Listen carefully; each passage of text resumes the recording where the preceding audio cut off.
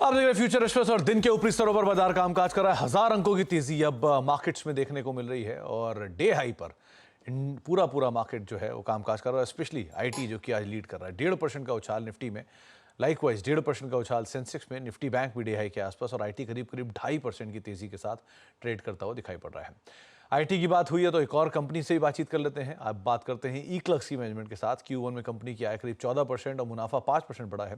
EBITDA flat रहा है, margin में 3% का दबाव रहा है। नंबर से बातचीत करने के लिए हमारे साथ कंपनी के CFO श्रीनिवासन नदादूर सर मौजूद हैं। श्रीनिवासन सर नमस्कार, स्वागत है कार्यक्रम में। पहले तो नंबर्स को लेके मेजरली नंबर्स तो बेटर साइड पर हैं, मार्जिन में थोड़ा सा प्रेशर जरूर इस क्वार्टर में देखने को मिला। वो शायद वेज हाइक का इम्पैक्ट कह लीजिए या कुछ सीनियर मैनेजमेंट की हायरिंग कह लीजिए, जिसका एक इम्पैक्ट इस क्वार्टर में देखने को मिला है। तो सर मैं क्या सही समझ रहा हूँ ना कि इस क्वार्टर में इसी वजह से प्रेशर आया मार्जिन पे और going forward Q2 onward situation वापस नॉर्मलाइज हो जाएगी? हाँ जी, ये सही है।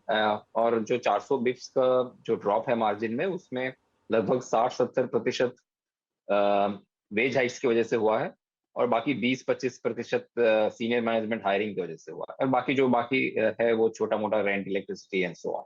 तो मेरे ख्याल से ये एवरी ईयर दिखता है। वेज हाइक्स की वजह से एवरी ईयर Q1 में मार्जिन हमारा डाउन रहता है और फ्रॉम Q2 टू Q4 उसमें इंक्रीज दिखाई रहता है। So we expect के even in FY25 similar trend दिखना चाहिए।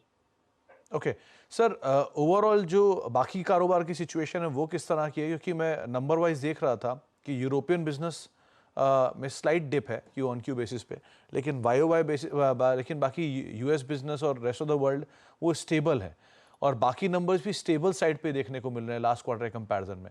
सो ओवरऑल बिजनेस की सिचुएशन किस तरह की है? कैसे देख रहे हो आप सेकेंड हाफ की सिचुएशन? हमें लग रहा है कि बिजनेस पॉजिटिव टर्न हो रहा है। So last year IT companies के लिए सॉफ्ट था, हमारे लिए कुछ 6-6.5% का ग्रोथ था last year. This year we think it should be better than that. And between Europe and America हमें दिखाई दे रहा है कि नॉर्थ अमेरिका में परफॉर्मेंस और पाइपलाइन स्ट्रांग है, क्लाइंट्स के साथ कॉन्वर्सेशन हो रहे हैं। यूरोप में हमारे काफी सारे लग्जरी क्लाइंट्स रहते हैं और उनका थोड़ा आउटलुक सॉफ्ट है। तो एक्सपेक्टेशन है कि ग्रोथ हमें नॉर्थ अमेरिका से मिलेगी। Okay, client contribution wise sir larger clients की तरफ से थोड़ा सा ड्रॉप है इस क्वार्टर में बाकी कंपैरिजन में, और आप कह रहे हो कि गोइंग फॉरवर्ड आपको नॉर्थ अमेरिकन मार्केट्स में एक अच्छे एवेन्यूज भी दिख रहे हैं जहां पे आपके प्रीमियम क्लाइंट्स हैं। जी। सो इसको कैसे हम रीड करें? सो क्लाइंट कंसंट्रेशन हमारे लिए, ड्रॉप इन क्लाइंट कंसंट्रेशन हमारे लिए अच्छी बात है because we want to derisk ourselves from top 10 concentration. We think that we will try to grow with existing as well as with new clients, but hopefully the growth in smaller clients is more. Therefore, concentration continues to drop.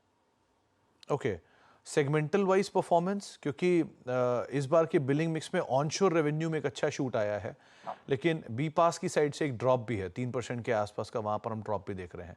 ये कोई specific reason है या अभी कुछ है ही pressure वहां पे? Onshore में काफी शॉर्ट टर्म प्रोजेक्ट्स दिखाई पड़ रहे हैं क्लाइंट्स की तरफ से on regulatory needs. So that is why onshore revenue has grown significantly. BPaaS revenue में सीजनैलिटी का इफेक्ट है। Q1 जनरली सॉफ्ट रहता है बीपास के लिए। ट्रांजैक्शन वॉल्यूम Q4 में हाईएस्ट रहते हैं बिकॉज एक टाइमलाइन रहता है उनको कंप्लीट करने के लिए, तो उसके बाद Q1 में सॉफ्ट रहता है। So that is the reason BPaaS के रेवेन्यू डाउन। तो सर बी पास का रेवेन्यू फिर second half of financial year में क्या वापस स्टेबल होता हुआ हम देखेंगे? वन, दूसरा मार्जिन का सिचुएशन, क्योंकि एक क्वार्टर में वन ऑफ निकल गया, क्या अभी सेकेंड क्वार्टर के अंदर भी कुछ इम्पैक्ट आएगा क्या कोई हायरिंग को लेकर, मार्जिनल इम्पैक्ट? और ओवरऑल क्या मार्जिन पे हम क्लोज करने की सोच रहे हैं? ओवरऑल हम लोग 24 और 28 के बीच में क्लोज करने की सोच रहे हैं। So maybe okay. That is our range. BPaaS में इंप्रूवमेंट आना चाहिए सेकेंड हाफ में, H2 में। और हायरिंग के आई थिंक हायरिंग में मैं ये कहूंगा कि मेजर सीनियर मैनेजमेंट हायरिंग हो चुका है। मे बी हम लोग छोटे मोटे under the senior leaders maybe we will hire a few people. Okay, lastly sir एक स्ट्रॉन्ग कैश फ्लो जनरेशन है, कोई एक्विजिशन लाइन अप? अभी तो कुछ नहीं, बट हमने रिसेंटली Q1 में बायबैक कंप्लीट किया, so that cash, majority of that cash has been paid back.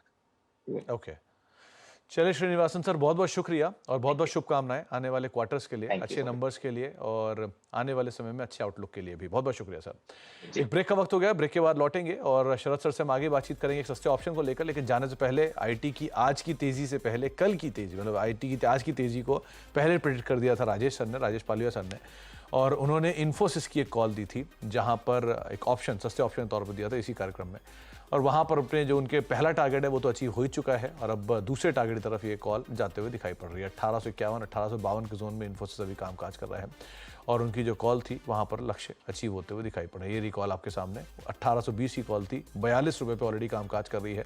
40 पहला टारगेट था जो अचीव हो चुका है, 44 दूसरा टारगेट है, उसके वर्ज पे ये स्टॉक ऑलरेडी कामकाज कर रहा है। ब्रेक का वक्त है, ब्रेक के उस पार शरद सर से बातचीत करेंगे सस्ते ऑप्शन पे, साथ ही साथ ओला के ऊपर एक रिपोर्ट भी आई है, वो भी चर्चा करेंगे हम एक ब्रेक के उस पार।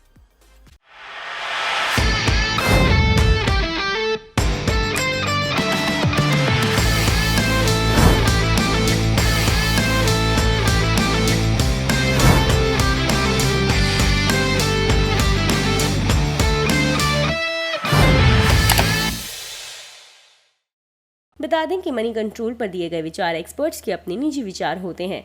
वेबसाइट या मैनेजमेंट इसके लिए उत्तरदायी नहीं है। यूजर्स को मनी कंट्रोल की सलाह है कि कोई भी निवेश निर्णय लेने से पहले सर्टिफाइड एक्सपर्ट की सलाह लें।